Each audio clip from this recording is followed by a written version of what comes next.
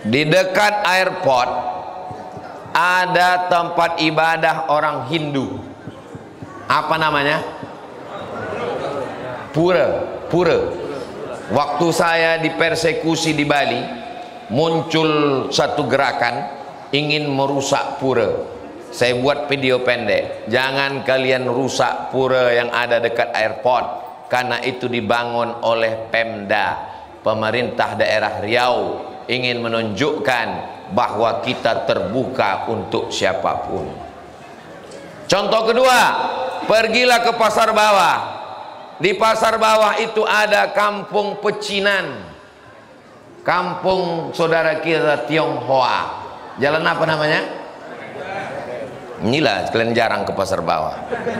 Jalan karet. Saudara kita, kalaulah orang Islam ini radikal, kepala kau kena pukul, sudah lama itu hancur dibakar. Jadi yang menuduh Abdul Somad radikal, aku penceramah di Riau ini. Kalau radikal aku udah rata itu semua dengan tanah.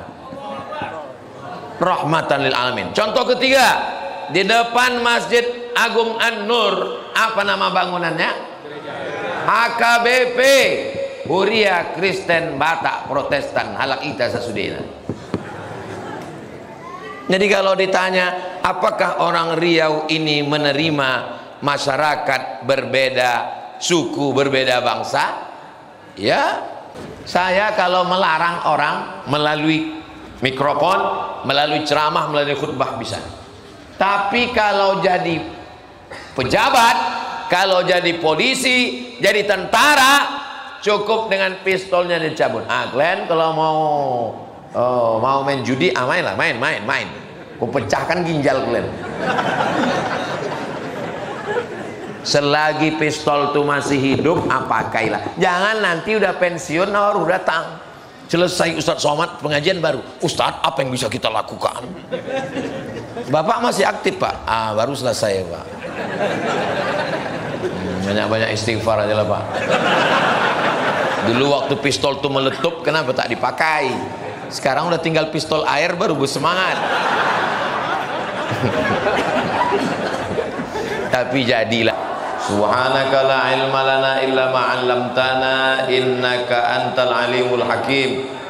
Rabbi shrah li sadri wa yassir li amri wa hlul 'uqdatam min lisani yafqahu qawli. Saya sudah lama juga lah rasanya menyampaikan tausiah ini, tapi baru di Sido Mulyo inilah rasanya ceramah dalam akuarium. Ya, ditengok orang itu dari luar. Insyaallah, tabarakallah. Sama-sama kita hormati Pak Camat beserta perangkatnya, ketua beserta seluruh pengurus masjid, hadirin hadirat, alim ulama, cerdik pandai, tokoh masyarakat, yang besar tak dihimbau gelar, yang kecil tak dapat disebut nama, encik-encik, perempuan, tuan-tuan, jemputan majlis. Insyaallah semuanya dimuliakan Allah Subhanahu wa taala. Amin ya rabbal alamin. Tema kita pada malam hari ini bersinergi membangun umat. Bersinergi ini bekerja sama. Bagaimana kita bisa bekerja sama membangun umat ini? Yang dibangun itu apanya? Sesuai dengan lagu Indonesia Raya, yang pertama dibangun itu adalah bangunlah jiwanya. Banyak yang tak hafal lagu Indonesia Raya nampak. Yang pertama dibangun dulu, bangunlah jiwanya. Setelah itu barulah bangunlah badannya. Jiwa ini bahasa Islamnya adalah membangun iman, membangun Islam, membangun spiritual, membangun akidah. Jadi masjid-masjid dan musola yang ada di Sido Mulyo bersinergi, bekerja sama untuk membangun akidah anak-anak kita, supaya mereka dalam keadaan la ilaha illallah Muhammadur Rasulullah sallallahu alaihi wasallam. Itu dulu, itu pokok pangkal yang pertama. Karena kalau selamat di akidahnya, yang lain mengikut insya Allah. Jadi masjid-masjid yang ada di Sidomulyo yang tergabung dalam Ikatan Keluarga Masjid dan Musola, ini mesti membuat program-program untuk anak-anak dan anak muda. Yang orang tua ini memang udah ke masjid. Orang tua tak ke masjid tak apa-apa, karena sebentar lagi mati. Tapi anak-anak ini kalau tidak kita galakkan untuk program ke masjid ini, dia diambil oleh warnet, diambil oleh game online, diambil oleh judi online, diambil oleh seks online, diambil oleh macam-macam online. Ibu pun hati-hati, laki ibu diambil oleh pelakor online. Mudah-mudahan selamat insya Allah, amin. Maka masjid mesti ada program malam dari maghrib ke isya. Jangan sampai masjid tidak ada program membaca Quran. Masjid kita ini masjid apa namanya? Saya tahu, kan ada tulisan. Pura-pura nanya aja. Masjid Al-Muhajirin ini mantap, AC-nya banyak, cuman entah hidup entah tidak. Tengoklah dari panasnya ini minta hidup. Masjid Al-Muhajir, Masjid Muhajirin ini dari maghrib ke isya ada anak-anak mengaji. Kalau tak ada anak-anak mengaji, maka carikan guru mengaji. Imam kita tadi masya Allah bacaannya bagus, luar biasa. Jadi anak-anak mengaji khusus. Tapi waktu saya sebut anak-anak, bukan berarti oma-oma ini udah pandai mengaji semua. Memang kalau pas ramai-ramai Yasin semua pandai mengaji. Tapi pas disuruh sendiri-sendiri, au. Ibu-ibu, ada pengajian khusus tuh ibu-ibu. Hari apa bu? Pagi apa sore?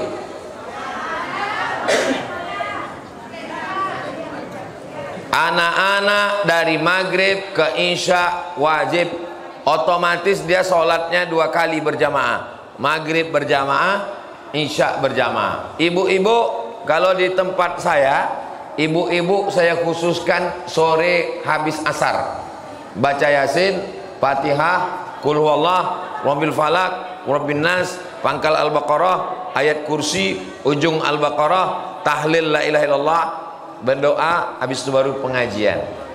Jumat pertama akidah sifat 20, wujud qidam baqa mukhalafatu lil hawadisi qiyamuhu binafsihi wahdaniyah qudrat iradat ilmun hayat sama basar kalam. Pekan kedua hadis, saya yang mengajar. Pekan ketiga akidah.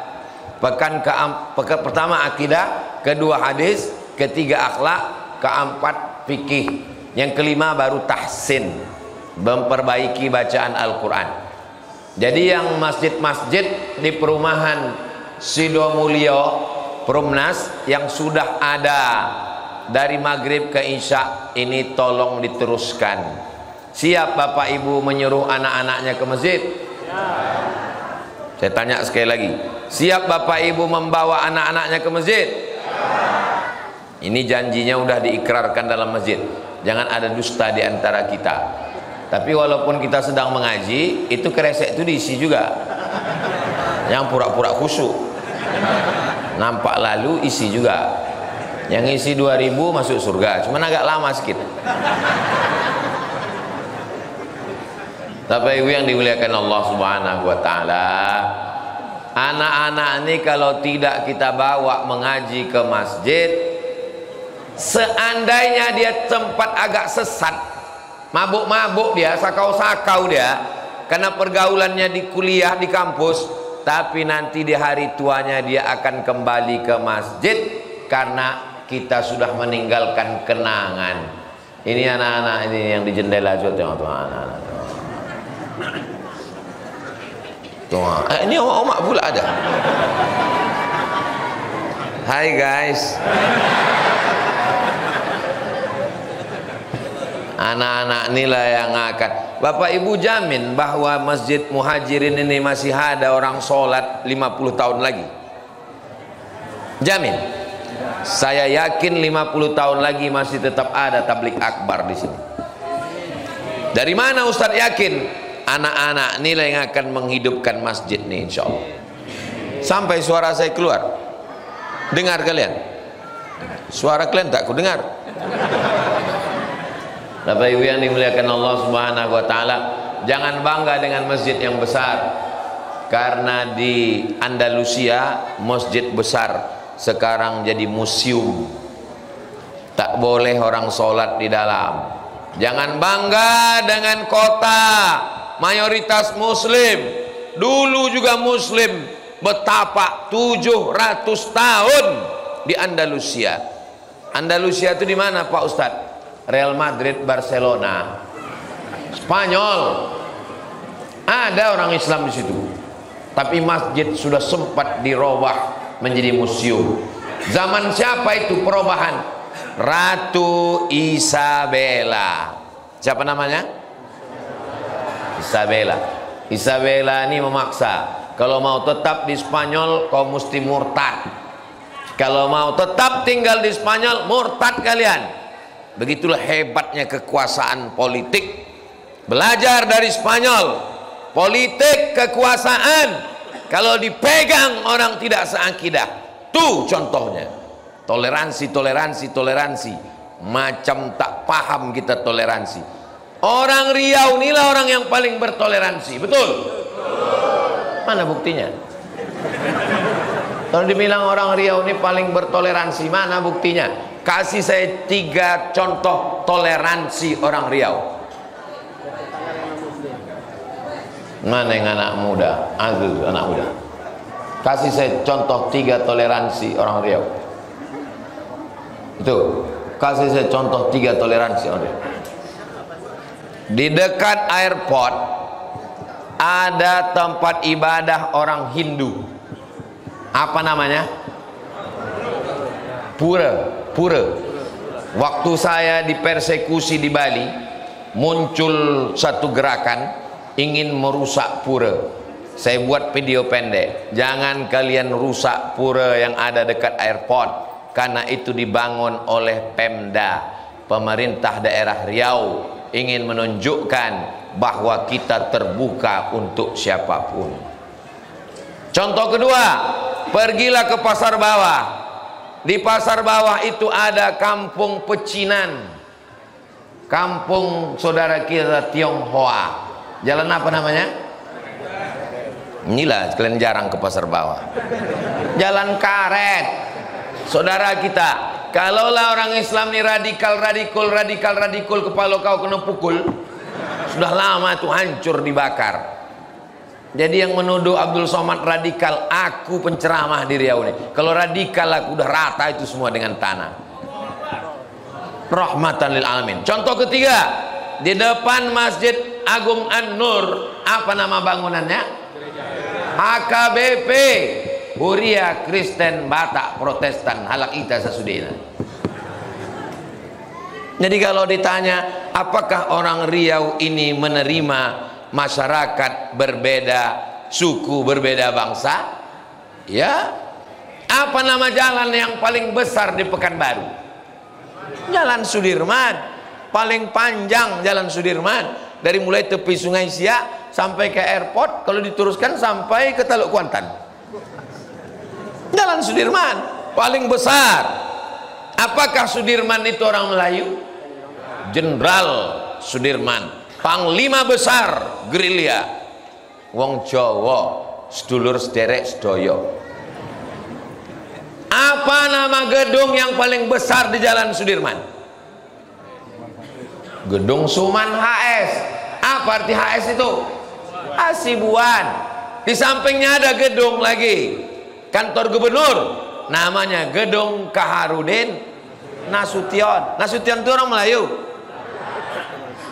Mandailing Natal, Tapanuli, Riau terbuka untuk semua orang. Pekanbaru jumlah penduduknya 1.200.000. 1.200.000. Suku yang pertama Minangkabau, yang kedua Jawa, yang ketiga Melayu. Dengan bangganya orang Melayu berkata, bumi lancang kuning, bumi Melayu. Orang nomor 3. Di mana bumi dipijak, di situ langit dijunjung. Di mana orang Melayu bertanja, di situ perempuan bertudung. Allahu Akbar. Jadi kita bisa bersinergi kalau kita bisa bekerja sama antar suku, antar agama. Masalah antar agama, jangan ajari orang Riau ini bekerja sama, bersinergi antar agama. Tapi dalam masalah akidah jelas, wala ana abidum ma'abattum wala antum abiduna ma'abud lakum dinukum. Jangan latah, ini banyak latah. Berselawat pula di dalam tempat ibadah dia. Salatullah salamullah. Apa ini? Ini namanya sinkretis, menggabungkan agama. Saudara kita itu pun tidak senang karena itu merusak agamanya. Ini nanti akan lahir generasi yang membingungkan, seperti yang terjadi di Campa. Gara-gara ingin damai, akhirnya orang Islam bergabung dengan Hindu. Hindunya rusak, Islamnya rusak. Islam tidak, Hindu tidak. Kita ingin tetap Muslim. Kau saudaraku dengan agamamu, kami dengan agama kami. Tapi membangun lingkungan kebangsaan dalam bingkai NKRI. Kita tidak lagi tinggal di negara Kesultanan Melayu Riau Siak Sri Indrapura, karena Sultan Syarif Qasim II sudah menyerahkan kedaulatan tahun 1946 kepada Presiden Insinyur Soekarno. Sekarang kita sudah berada di Indonesia. Indo artinya India, Nesia artinya pulau-pulau. Indonesia pulau-pulau yang ada di Bali, India. Makanya kita agak-agak mirip-mirip India sedikit. Kulitnya aja, hidungnya jauh. Saya tadi terkejut pas selesai sholat. Assalamualaikum warahmatullahi wabarakatuh. Assalamualaikum warahmatullahi wabarakatuh. Pas saya tengok ada gambar, ada ustadz ganteng kali. Lama saya temenung, yang hebat lah orang ini mengeditnya. Sampai aku pun tak kenal. Masya Allah, memang dunia internet itu penuh kepalsuan. Saya takutnya ini direkam orang ini, difotonya, besok dipostingnya di Instagram sama Facebook. Temukan 8 perbedaan.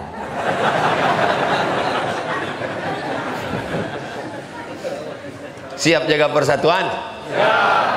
Kalau beda agama di Pekanbaru, di Riau kita bisa menjaga persatuan, apalagi sesama masjid dan musola. Ini acara besar ini bisa terwujud. Ini kan karena rukun antara masjid dan musola ini kan, betul? Walaupun penetapan masjid ini memang agak lama juga saya dengar musyawarahnya. Saking cintanya masjid-masjid nih.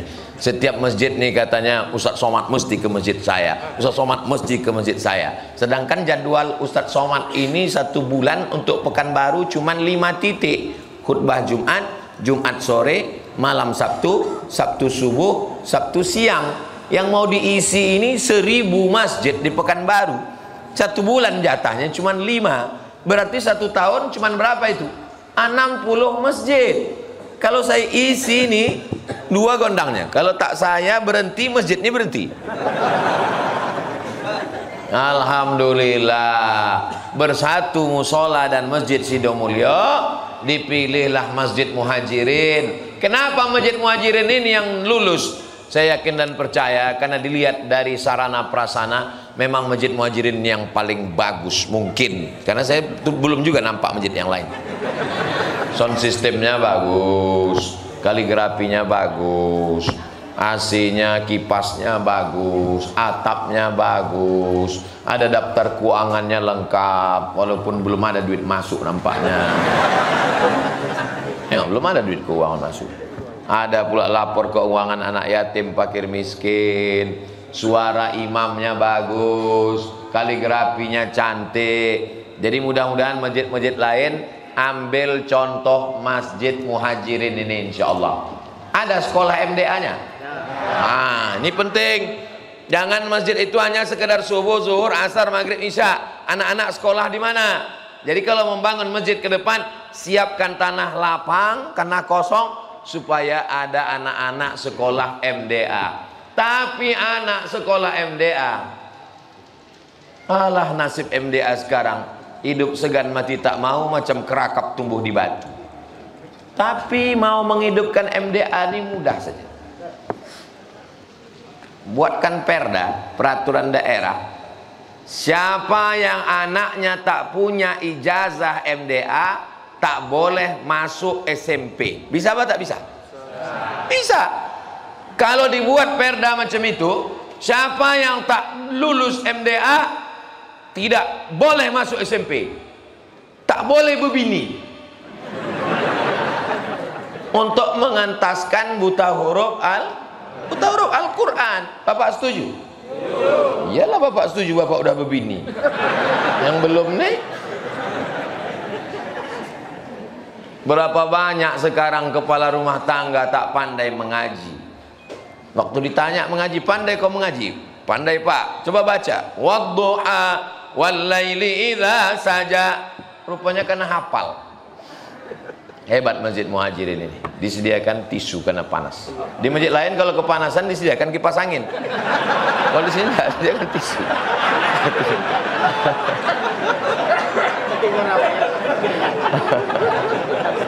Bapak Ibu yang dimuliakan Allah.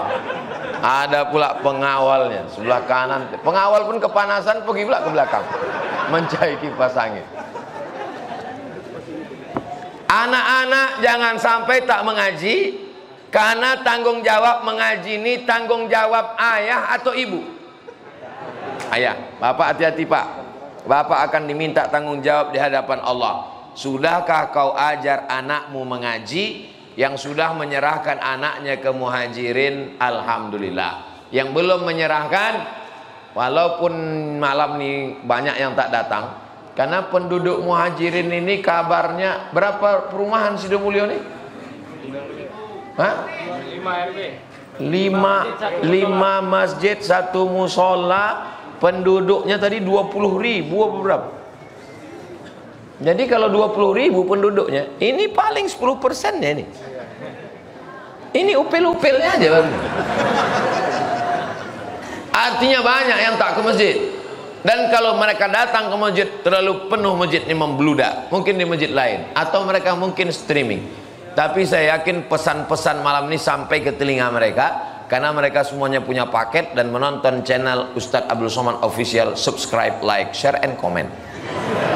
Salah Pak Ustadz, malam ini bukan di channel itu, ada channel baru, namanya channel Tabung Wakaf Umat. Semua duitnya untuk pesantren Yayasan Tabung Wakaf Umat, keluar dari Leton.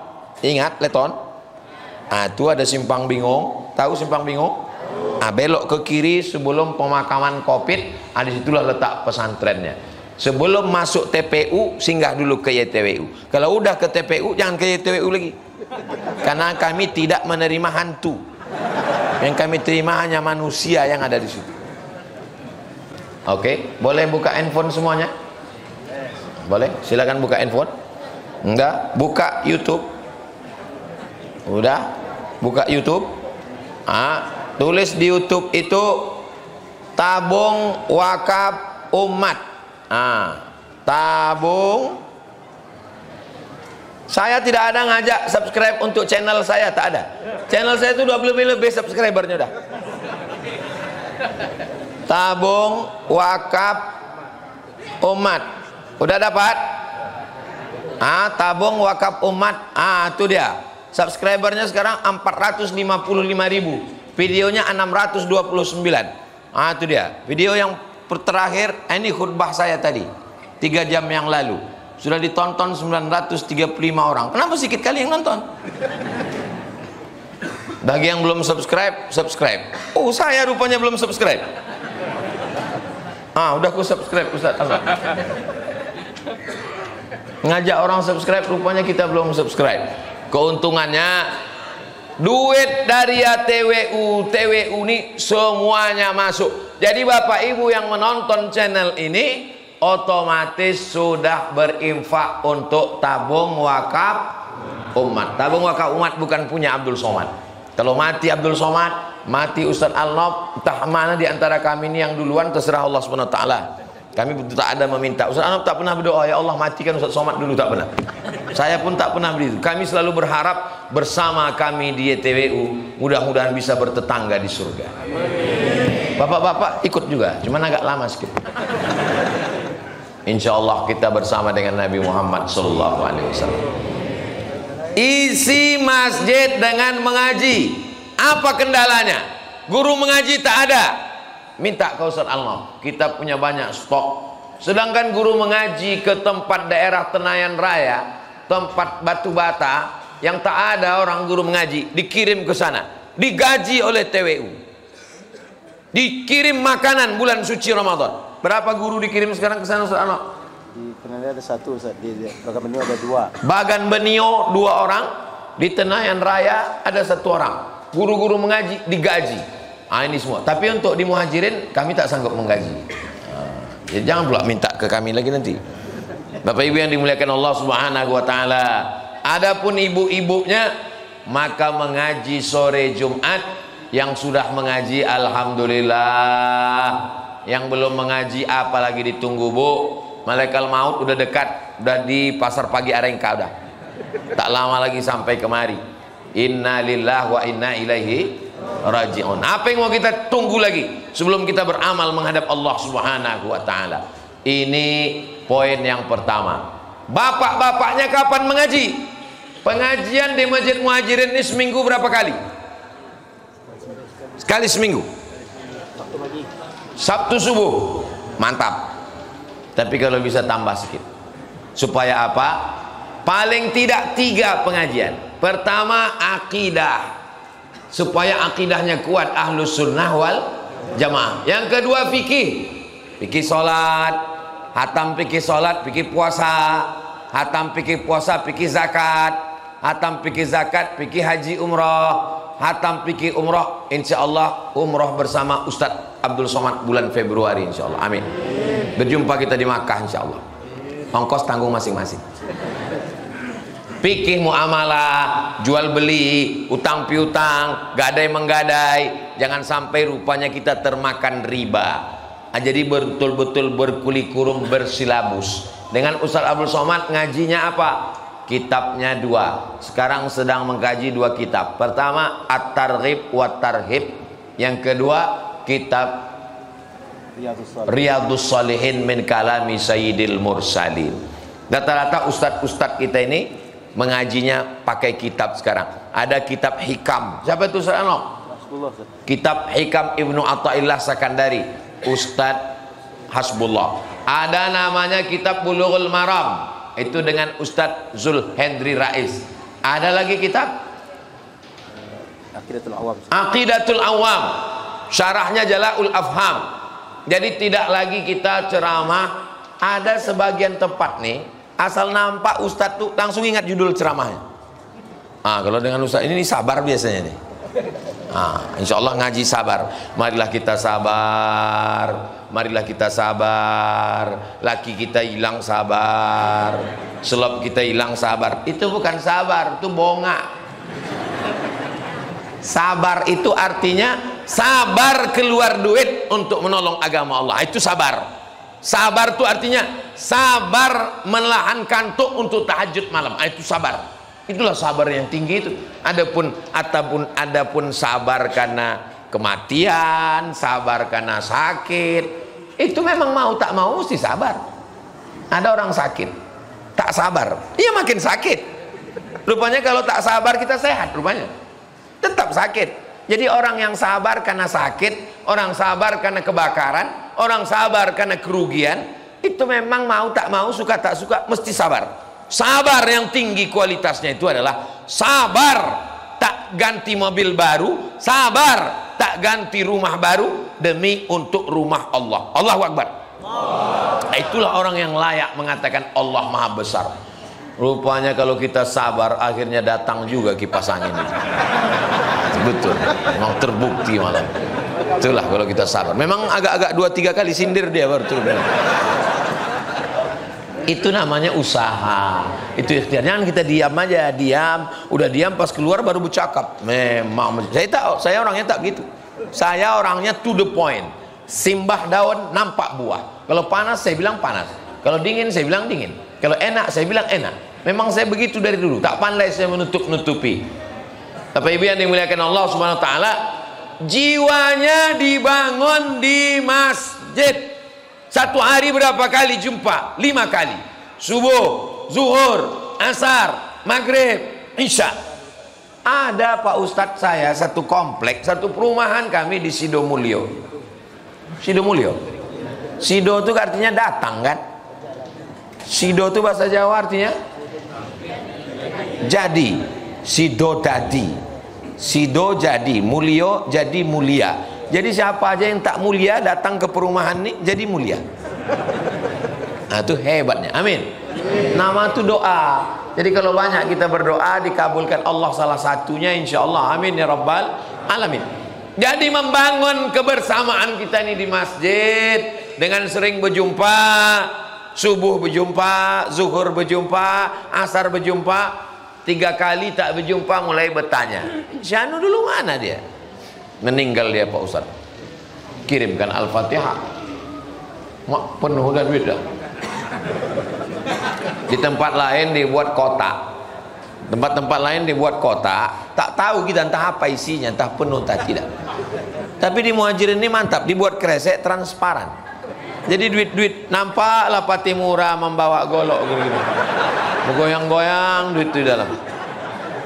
Nah itu jadi hebat. Jadi banyak ide-ide yang bisa kita ambil di Muhajirin ini insya Allah. Jamaahnya militan luar biasa. Kalau ada jamaah di dalam pakai karpet khusyuk mendengar pengajian itu biasa. Tapi jamaah berdiri di pintu itu luar biasa. Berdiri di jendela itu luar biasa. Boleh jadi mereka ini lebih dulu masuk surga daripada kita. Kenapa kalian aminkan? Artinya semangat ini luar biasa. Kalau saya tengok wajah-wajahnya ini kebanyakan anak muda. Memang ada beberapa orang tua, tapi orang tua ini sebenarnya mereka ini anak muda yang terjebak di tubuh orang tua. Ini semangatnya. Saya lebih suka yang begitu daripada kita ceramah ke kampus banyak anak muda tapi lemah, letoy, loyo, lunglai. Saya bilang sama anak-anak muda di kampus, kalau saya jadi ceramah di kampus, saya bilang kalau menengok kalian anak muda kok bisa loyo, letoy begini, kalian kalau ada jenazah lewat kalian ikut aja. Iya, ada jenazah lewat, permisi sama keluarganya, Pak boleh ikut ya? Boleh, masuklah kok ke dalam. Membuat semak Pekanbaru aja, menghabis-habiskan jatah aja. Tapi di Sidomulyo ini Masya Allah tabarakallah, masjidnya, musolanya bekerja sama, terwujudlah tabligh akbar. Akhirnya kita pun bersama. Yang kita bahas ini apa? Ini membahas bagaimana kita ke depan. Yang pertama kita bangun adalah jiwa masyarakat ini. Melalui apa? Sholat berjamaah ke masjid, pengajian bapak-bapak subuh Sabtu, pengajian ibu-ibu sore Jumat, pengajian anak-anak setiap malam dari maghrib ke isya. Ada pengajian khusus remaja? Remaja ini jangan sampai diambil oleh habis anak muda diambil oleh narkoba, oleh macam-macam. Maka anak muda ini dibuatkan pengajian khususnya. Saya tanya beberapa anak muda, kalian kenapa tak mau ke masjid? Kami sebetulnya mau ke masjid Pak Ustadz, cuman penceramah ini ceritanya mati aja. Kami ini kan mau hidup. Iya juga. Apalagi kadang masjid ini horor. Udah ceramah ceritanya mati, dibuat pula di pintu belakang tuh keranda jenazah. Jadi anak muda ini ketakutan. Anak muda ini tidak mau ceramah terlalu panjang-panjang. Jadi sama anak muda itu dia mau lebih dialog interaktif. Nah itu. Jadi hadirkan narasumbernya Ustadz, Babinsa, Babin Kantipmas, dokter puskesmas, minta ke puskesmas kecamatan. Pembawa acaranya anak muda, pembaca Qurannya anak muda, dikelola oleh anak-anak muda. Ke depan Bapak Ibu setuju kita buat begini? Nah, panitianya anak muda, disuruh dia bekerja, pembawa acaranya anak muda, baca Quran anak muda, narasumbernya 4, Babinsa, tentara, Babin Kamtipmas, polisi, dokter puskesmas, baru Ustadz Abdul Somad. Judulnya Bahaya Narkoba. Nanti dimintalah Pak polisi bicara agak 5 menit. Bagaimana Pak Babin Kamtipmas tentang masalah narkoba? Kami sebagai polisi ini melihat narkoba ini membahayakan. Jadi menurut kami ya mereka ini kita tembak mati aja. Lalu kemudian ditanya, anak-anak udah nih dialog. Lalu ditanya ke Babinsa, bagaimana Pak Babinsa? Kami sebagai TNI menjaga kedaulatan negara kesatuan Republik Indonesia. Setiap perbatasan-perbatasan itu kita jaga dari serang-serangan musuh. Alhamdulillah Belanda dan Jepang tidak menyerang lagi. Tapi narkoba ini luar biasa. Maka siapa yang mengedarkan narkoba berarti pengkhianat. Ini kita celupkan aja ke samudera Atlantik. Ya, kita tenggelamkan aja dia di Selat Malaka, kata Pak Babinsa. Lalu kemudian ditanya pula Pak Dokter, gimana Bu Dokter? Kata Bu Dokter, bagaimanapun juga, kebetulan Ibu Dokter puskesmas ini perempuan. Kata dia, kita tidak boleh terlalu keras. Tapi saya mau ngasih tahu bahwa narkoba ini paling tidak efeknya 3. Yang pertama bodoh, yang kedua gilo, yang ketiga mati.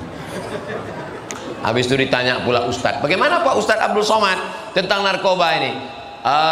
Hukuman narkoba ini sama dengan hukum khamar, karena dia sama-sama memabukkan. Jadi hukumannya adalah kalau dia pemakai, dia dicambuk 80 kali cambuk pakai pelepah korma. Karena tak ada pelepah korma, jadi batang sawit lah. 80 kali. Nah, itu bagi yang pemakai. Bagi yang pengedar, karena dia mengganggu nyawa orang lain, maka hukumannya adalah hukuman pancung, yang insya Allah akan kita laksanakan besok pagi di halaman Masjid Muhajir. Insya Allah yang mabuk-mabuk hilang dari mabuknya, insya Allah. Yang sakau-sakau sehat walafiat. Jadi semuanya kembali ke masjid.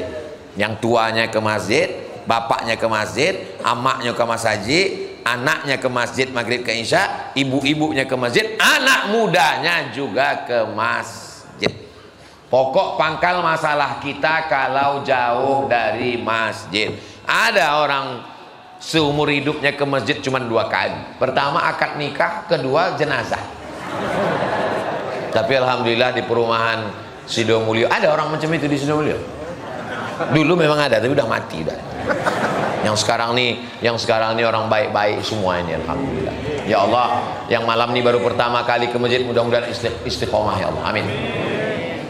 Bapak Ibu yang dimuliakan Allah, poin yang kedua setelah dibangun malam ini 60 menit saya bicara. Yang saya bicarakan ini 3 poin saja. Yang pertama poin jiwa agama. Yang kedua adalah poin ekonomi.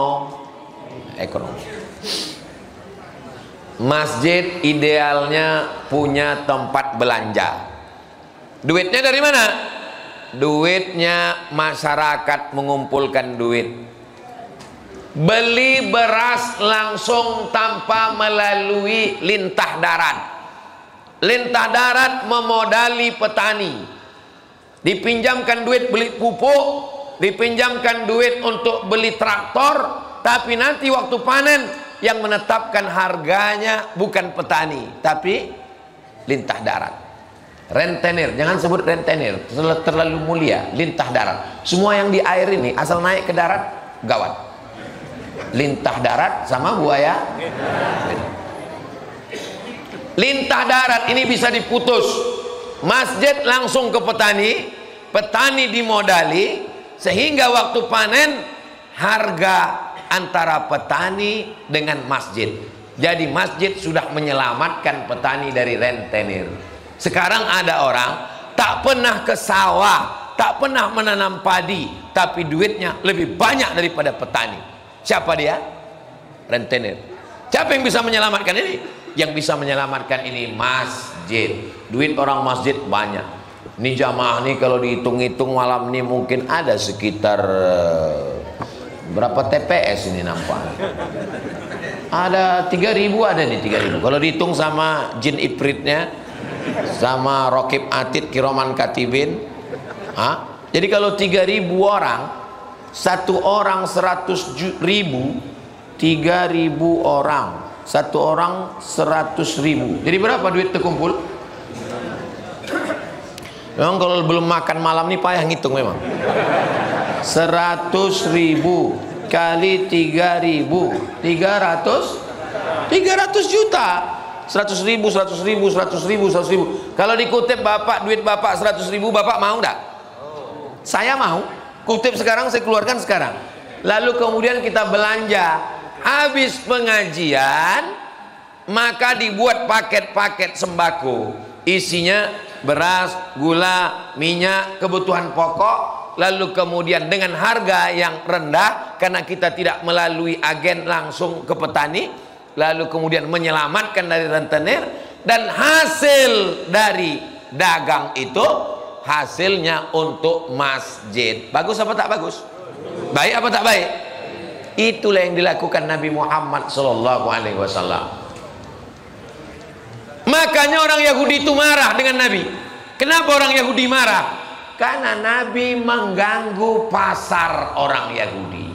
Sebelumnya mereka riba, tipu, bohong, dusta, timbangan dicurangi. Maka ada satu surat khusus tentang timbangan. Wailul lil mutaffifin. Celaka orang yang main-main timbangan. Siapa yang suka main timbangan? Yahudi. Jadi kalau ada orang di Pekanbaru nih suka main timbangan, berarti tak ada, aku bilang begitu.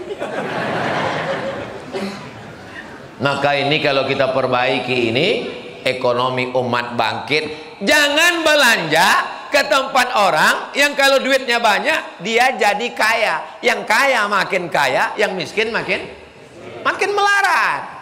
Belanjalah ke warung tetangga yang kira-kira kalau duitnya banyak dia berzakat, berwakaf, berinfak, bersedekah. Menawar jangan macam membunuh. Ini kadang banyak saya tengok menawar, bangga kali lah dia bisa menawar 1.000 perak. Padahal orang 1.000 perak itulah untuk uang sekolah anaknya, untuk anaknya masuk mengaji. Jadi menawar boleh, tapi menawar secukupnya. Ini berapa ikannya, Bu? 15.000, 5.000 aja ya. Untunglah tak aku yang berjual. Kok aku jualan kasih pisau. Kenapa tak kau tikam aja aku nah. Kan membunuh namanya. Padahal anaknya mau sekolah, istrinya mau melahirkan, rumahnya belum lunas, motornya masih kredit. Satu-satunya yang lunas di rumah itu cuma satu, bininya. Yang lain masih angsuran lagi semua. Maka kita ini coba pikirkan. Kalau belanja tolong pikirkan. Aku belanja ke tempat ini, duitku ini kira-kira menolong saudaraku ini atau mengkayakan orang kaya. Gara-gara ceramah inilah banyak orang marah sama saya. Somat, kalau ke masjid cerita sholat aja, cerita sholat, selawat, jangan urus-urus dagang, jangan urus-urus bisnis. Nabi Muhammad SAW cerita tentang bisnis, cerita tentang dagang, cerita tentang jual beli. Ayat yang paling panjang dalam Quran, surat Al-Baqarah, ayat 282, bukan tentang sholat, tapi ayat tentang duit, utang, piutang. Yang paling detail, bukan sholat zuhur 4 rakaat, sholat subuh 2 rakaat, sholat asar tak berbunyi, sholat isya berbunyi 2 tak berbunyi 2, sholat maghrib 3 rakaat. Tidak, itu dijelaskan di hadis. Yang paling detail dalam Quran, 1/2, 1/4, 1/6, 1/8, bagian laki-laki 2 kali bagian perempuan. Ayat tentang apa itu? Tentang harta warisan. Jadi kalau ada orang mengatakan tak usahlah kaji-kaji masalah harta tuh Pak Ustaz, tak usahlah urus-urus masalah duit Pak Ustaz, kita urus sholat aja Pak Ustaz. Kau sedang mengkebiri ajaran Islam, kau sedang menggunting ajaran Islam. Islam ini ajaran yang menyeluruh dari mulai akidah, syariah, akhlak. Kalau yang kusampaikan ini sudah dilaksanakan, teruskan. Kalau yang belum, musyawarahkan. Karena aset kita ini besar pada kekuatan umat. Makanya judulnya pun dibuat judulnya, membangun umat. Ini tak ada hubungan dengan partai kan?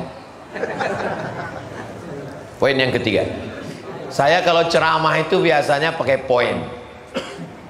Kenapa Ustaz Somad kalau ceramah itu pakai poin?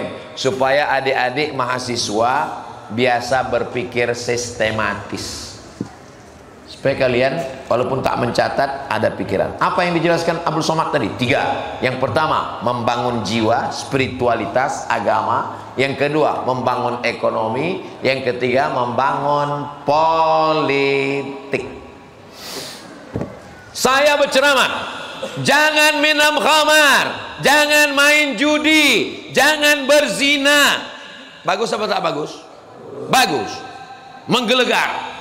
Keluar dari masjid, masuk ke gang, nampak anak muda sedang main judi, lepak. Bisa saya larang? Mana bisa saya larang? Di sini yalah saya garang, banyak yang mengawal. Pas saya jalan sendiri, jangan kalian main judi. Apa urusan Ustaz? Urusannya masjid Ustaz. Tapi coba kalau berdakwah dengan politik, keluar perda, peraturan daerah, yang tertangkap berjudi, yang tertangkap jual khamar pinggir jalan, tangkap. Bisa apa tak bisa? Bisa. Bapak Kapolres, Bapak Kapolda, Bapak Babin Kamtipmas bisa menangkap kalau ada payung hukumnya. Payung hukumnya apa? Undang-undang kalau pusat. Kalau kabupaten kota namanya perda. Yang membuat perda itu siapa? Anggota legislatif. Yang memilih itu siapa? Kita yang memilih. Kita mencoblos, terserahlah mau dicucuk lubang hidungnya atau keningnya. Saat mencoblos itu kita sedang bersaksi di hadapan Allah. Kalau kupilih orang ini akan mengeluarkan perda, tak boleh jual khamar. Menggelegar khutbah saya di Masjid Raya Pasar Bawah. Innamal khamru wal maisiru wal ansabu. Begitu keluar dari masjid, yang dari jalan Pasar Bawah ke jalan Sudirman flyover tuh, kiri tuh kan, jual khamar semua kiri kanan. Malu-malu lah nengoknya gini. Mana bisa? Tak mungkin saya ceramah di situ. Ya ayyuhallazina amanu. Tidak mungkin. Berdakwah yang paling efektif adalah dengan kekuasaan. Makanya ketika orang baik, dia memilih orang baik. Kalau orang baik tak memilih, ingat, pezina akan memilih pezina, pecandu narkoba akan memilih pecandu narkoba, pemabuk akan memilih pemabuk. Ingat, kita tidak lagi tinggal di negara Siak Sri Indrapura yang dipimpin oleh Sultan Syarif Kasim. Kalau meninggal digantikan oleh anaknya, kalau meninggal digantikan oleh cucunya. Kita tinggal di negara demokrasi. Dalam demokrasi, suara yang terbanyak itulah suara Tuhan. Maka orang sholat kalau tidak memberikan suaranya, dia berarti tidak berkontribusi dalam pembangunan umat. Mana yang lebih efektif dakwahnya? Ustadz atau polisi? Ini pertanyaan yang berat, saya tahu, tak usahlah dijawab. Saya kalau melarang orang melalui mikrofon, melalui ceramah, melalui khutbah bisa. Tapi kalau jadi pejabat, kalau jadi polisi, jadi tentara, cukup dengan pistolnya dicabut. Glenn kalau mau main judi, mainlah, main. Ku pecahkan ginjal Glenn. Selagi pistol itu masih hidup, pakailah. Jangan nanti udah pensiun, baru datang. Selesai Ustadz Somad pengajian baru, Ustadz apa yang bisa kita lakukan? Bapak masih aktif Pak? Baru selesai Pak. Banyak-banyak istighfar aja lah Pak. Dulu waktu pistol itu meletup, kenapa tak dipakai? Sekarang udah tinggal pistol air baru bersemangat. Tapi jadilah daripada mati su'ul khatimah. Kunci mendengar tausiah Abdul Somad itu satu aja, jangan tersinggung. Karena beberapa jamaah yang tersinggung balik meninggal. Berapa yang disampaikan Abdul Somad malam ini? Yang pertama membangun jiwa, yang kedua membangun ekonomi, yang ketiga membangun politik, tanpa menyebut partai, tanpa menyebut orang, tanpa menyebut caleg, tanpa menyebut nama. Saya ingin umat Islam melek politik, melek ekonomi, melek itu apa Pak Ustaz? Melek biji matunya itu buka.